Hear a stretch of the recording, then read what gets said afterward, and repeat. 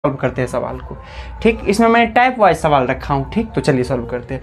कहता है यदि ए की आय बी की आय से 20% कम है तो बी की आय ए की आय से कितना प्रतिशत अधिक है। तो चलिए इसको सॉल्व करते हैं। कहता है ए की आय अब बी की आय। ठीक, पहले ए और बी को लिख लीजिए। कह रहा है ए की आय बी की आय से 20% कम है, मतलब b की जितना आय है ना उससे 20% ए की आय क्या है, कम है। तो अगर हम b की आय को 100 रुपये मान लेते हैं, ठीक, b की आय को हम कितना मान लिए 100 रुपये। अब 20% कम है कौन, ए, तो ए कितना हो गया 80 हो गया। कहे कि 20% कम है, 100 का 20% 20 होता है। अब 20% इससे कम होगा यानी 20 इससे कम होगा तो कितना होगा 80। तो ए का मान कितना हो गया 80, अब b का मान कितना हो गया 100। ठीक, अब आगे सवाल पढ़िए।